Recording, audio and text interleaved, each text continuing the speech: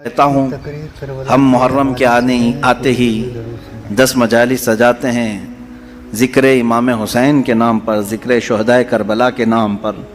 ये कोई नई बात नहीं है, बरसों से ये रीत चल रही है और हमारे मशाइख, हमारे उलमा, असलाफ सबों ने सुनाया और हम तक मुंतकिल किया। हम भी सुना रहे हैं, अपने बच्चों को मुंतकिल कर रहे हैं। कल ये हमारे बच्चे इस मिंबर पर बैठेंगे और यही तज़किरे सुनाएंगे।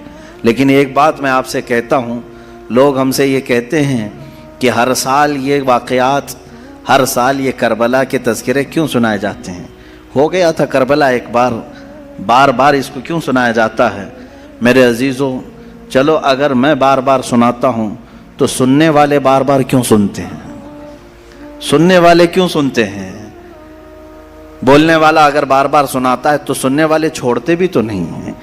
बात पता ये चलती है कि ना बोलने में ये पुराना लगता है, ना सुनने में पुराना लगता है। हुसैन आज़म के ज़िक्र में जिद्दत है, लज्जत है और एक नयापन है। और इन्हीं मजालिस के सदक़े हम बहुत सारे तज़किरे भी कर ले जाते हैं। अज़ीज़ान गिरामी, ये तमाम हमारी महफ़िल का सबसे पहले मैं शुक्र बजा लाता हूँ रब्बे ज़ुल जलाल की बारगाह में। उस कायनात के खालिक ने, हम सब के पालनहार हकीकी ने हमें इस दुनिया में वजूद बख्शा और फिर हुक्म ये दिया कि तुम ज़मीन पे चलने वाली चीज़ों को गौर से देखो। कुल इंजुरू माज़ा फ़िस समावाति वल अर्ज़, तुम आसमानों में गौर से देखो क्या क्या चीज़ें हैं। ये क्यों देखने का हुक्म बार बार रब ताला हमें फरमाता है, इसलिए कि तुम मुझ तक पहुँच सको, रब ताला की मारिफत तुम्हें हासिल हो जाए। इंसान का इस दुनिया में आने का एक मकसद यही है कि वो अपने खालिक को पहचाने, अपने मालिक को पहचाने, अपने रब को, अपने पालने वाले को पहचाने। और दुनिया यहाँ हर एक को पहचानती रह गई और रब्बे ज़ुल जलाल जिसको पहचानने के लिए भेजा गया था उसकी तरफ तगोदो भी नहीं किया, मेहनत भी नहीं किया और पूछा भी नहीं। मेरे अजीज़ों, लाखों रास्ते हैं उस मौला को पहचानने के, उसके बावजूद आज लाखों इंसान गुमराह हैं, मुशरिक हैं, काफिर हैं। कुछ तो खुदाए ज़ुल जलाल का इनकार करने वाले और कुछ गफलत में मौजूद हैं। लेकिन वो खुश नसीब इंसान है जिसे अल्लाह की मारिफत हासिल हो गई। रब ताला ने अपनी तरफ उसे रास्ता दे दिया और वो अपने मालिक को पहचाना और अपने सर को महफूज रखा सिर्फ उसी बारगाह में झुकाने के लिए। वो दुनिया का अजीम इंसान है, वो दुनिया का खुश नसीब इंसान है। बाकी सब जो भोले भटके हैं, रास्ता भटके हुए हैं, उनके लिए हमें कहा गया कि तुम उन्हें सीधे रास्ते की तरफ बुलाओ। आज से हमारी ये मजालिस इसी ज़िम्न में भी होंगी कि हम उन भोले भटकों को दावत देने के लिए बैठे हैं जो अपने रब को पहचानने से और रब के ताला के अहकाम से बगावत कर के फिर रहे हैं। अज़ीज़ान गिरामी, अब आप सब की बारगाह में जो चीज़ें मैं अर्ज़ करने जा रहा हूँ वो बहुत तवज्जो से सुने, तवज्जो से सुने कि यकीनन अल्लाह अज़्ज़ा वजल रब्बे ज़ुल जलाल, उसकी बहुत सारी सिफ़ात हैं।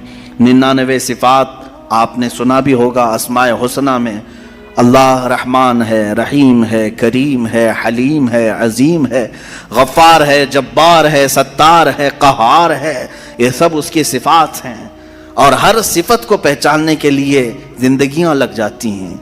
अल्लाह तबारक व तआला की बारगाह में पहुँचने के लिए इंसान ज़िंदगियाँ लगा देता है और बाज़ लोग ये समझते हैं कि हम घर बैठे ही अल्लाह ताला की मारिफत हासिल कर लें। ऐसा नहीं है मेरे अजीज़ों।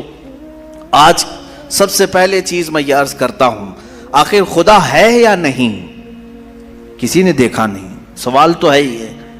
हम तो चले रिवायात के एतबार से, हमारे घरों से हमें जो इल्म दिया गया है हमारे माँ बाप की तरफ से, और माहौल ने हमें जो इल्म दिया है वो यही है कि हम बोलने के काबिल हुए उसी वक्त हमें कहला दिया गया था ला इलाहा इल्लल्लाह, अल्लाह के सिवा कोई माबूद नहीं।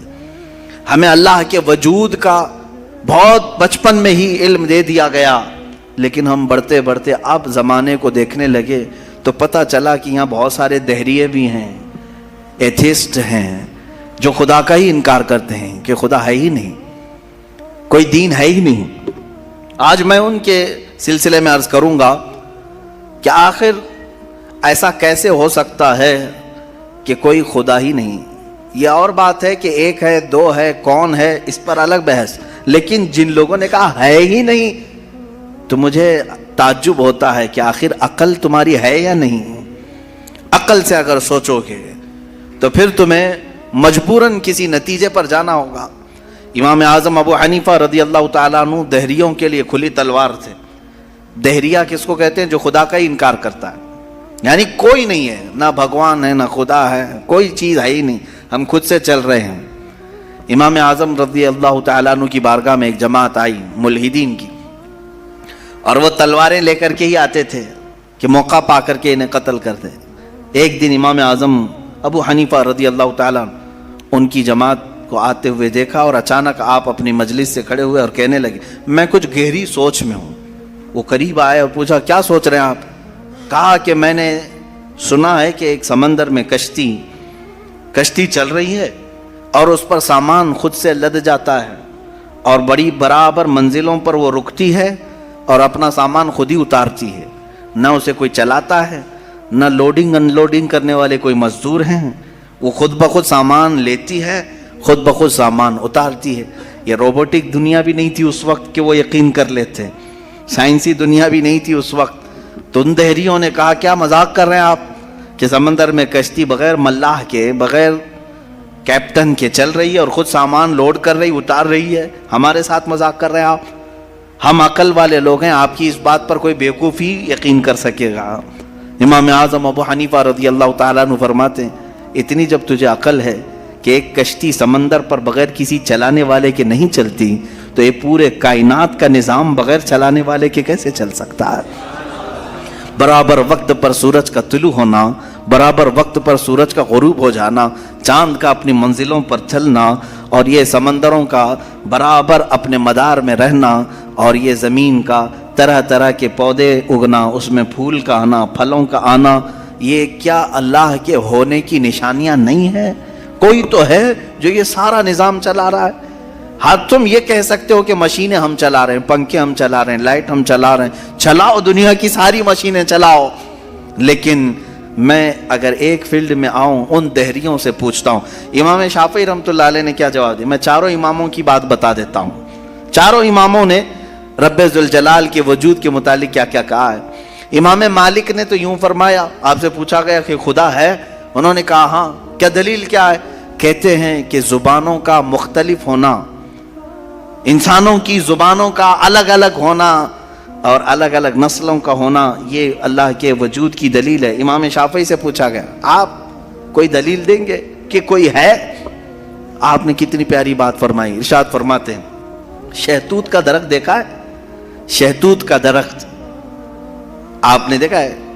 شہتوت جو ہے بہت باریک باریک سے پھل ہوتے ہیں، میٹھے ہوتے ہیں، اور اس کا پتا جو ہے وہ کئی قسم کے جانور کھاتے ہیں. شہتوت کے پتے کو شہد کی مکھی بھی چوستی ہے. شہتوت کے پتے کو گائے بکریاں بھی کھاتی ہیں، ہرن بھی کھاتی ہے. یہ سب کے سب شہتوت کے پتے کو کھاتے ہیں. شہتوت کا پتا ایک رنگ کا ہوتا ہے، ایک ہی ٹیسٹ کا ہوتا ہے. امام شافعی فرماتے ہیں شہد کی مکھی اسی شہتوت کے پتے پر بیٹھتی ہے، چوستی ہے، اور اپنے چھتے میں جا کر کے شہد اگل رہی ہے. بکریاں اور گائے اس شہتوت کے پتے کو کھاتی ہیں، مینگنیاں ڈال رہی ہیں یا دودھ دے رہی ہیں. اسی شہتوت کے پتے کو ہرن کھاتی ہے. ہرن نافع پیدا کرتی ہے جو مشک کی طرح ایک نافع ہوتا ہے، نہایت ہی اچھی خوشبو اس کے اندر آتی ہے. امام شافعی فرماتے ہیں ایک شہتوت کا پتا بکری میں جائے تو الگ اثر کرے، شہد کی مکھی میں جائے تو الگ اثر کرے، گائے میں جائے اور ہرن میں جائے تو الگ اثر کرے. آخر ایک شہتوت کے پتے سے نافع، دودھ اور شہد بناتا کون ہے؟ بناتا کون ہے؟ اسی میں امام شافعی فرماتے ہیں ہم روٹی کا ایک ٹکڑا کھاتے ہیں، روٹی کا ایک ٹکڑا کھاتے ہیں، اندر جسم میں یہ روٹی جانے کے بعد آپ سب کو معلوم ہے اس میں سے کچھ حصہ گوشت بنتا ہے، کچھ حصہ خون بنتا ہے، کچھ حصہ پیپ بنتا ہے، کچھ حصہ منی بنتا ہے، باقی کا بچا ہوا فضلہ پخانہ بن کر نکل جاتا ہے. ایک روٹی گیہوں کی کھاؤ، جو کی کھاؤ، جوار کی کھاؤ، روٹی ایک ہی طرح کی ہے. اور اس سے گوشت کون بناتا ہے، خون کون بناتا ہے، اور پیپ کون بناتا ہے, منی کون بناتا ہے, سب کی الگ الگ قسمیں ہیں. امام شافعی فرماتے ہیں تمہاری ہزاروں مشینیں ایک طرف, لیکن اندر جو نظام چلاتا ہے وہ کوئی تو ایک ہے, کوئی تو ہے. تمہیں ماننا ہوگا. میں دہریوں کے متعلق کہہ رہا ہوں, جو ملحدین ایتھیسٹ ہیں, جن کا کہنا ہے کہ کوئی ہے ہی نہیں, کوئی خدا ہی نہیں, تو ان سے میں کہتا ہوں کوئی بتاؤ تو صحیح, آخر یہ چلا کون رہا ہے, یہ کون چلا رہا ہے, ہمارے جسم کے اندر کا نظام کون چلا رہا ہے. اور قرآن نے انہی کی طرف بار بار اشاروں میں بتایا ہے, آیات میں, کہ کیا تم دودھ کو نہیں دیکھتے, دودھ کہاں سے پیدا ہوتا ہے. کہ اللہ تعالیٰ فرماتا ہے کہ ہم نے دودھ کو گائے کے خون اور اس کے گوبر کے بیچ میں سے پیدا کیا ہے.